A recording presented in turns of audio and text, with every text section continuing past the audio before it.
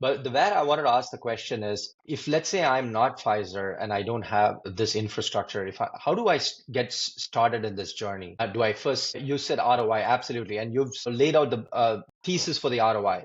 Documentation automation is going to really benefit from cycle time.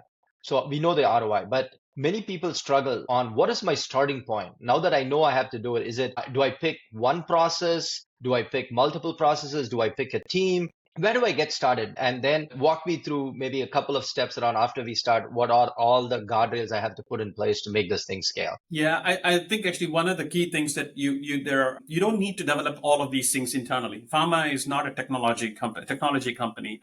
So we're not the Googles or the Oracles of the thing, but certainly we recognize actually that there are solution providers that are out there. But first of all, if you were to not be a Pfizer or any other company, the first thing you have to do is to create actually more like a challenge across all of these providers to understand how do they actually give them examples and what are some of the basic requirements that you would want to have on those and how accurate or close to accuracy that they can get. Because as you know, actually Gen AI and so many of these tools do have this concept of exaggeration, and you don't want to have that in a health sciences document. So you want to actually to uncover the potential opportunities and the challenges using Gen AI in this context. There are actually providers that actually exist, but you have to actually to pick and choose the ones that truly set a test with actually with an asset where you actually have a certain segment of the document and see how close that they can get to that by actually having them compete to actually to ensure with multiple other thing how close that they can get to actually what the real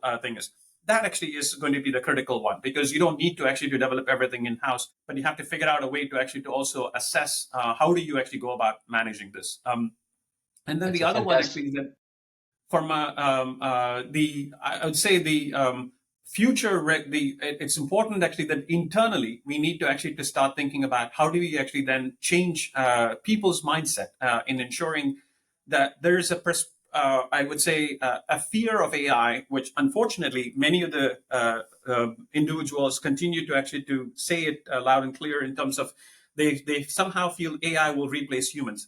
That is not the case. AI will actually make humans more efficient.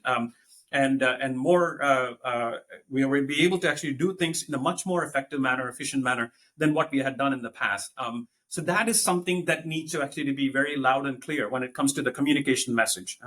And how do you actually ensure that Gen AI is an augmentation of the work that we do in order for us to be even more effective? And that's something that we have to actually focus on as well.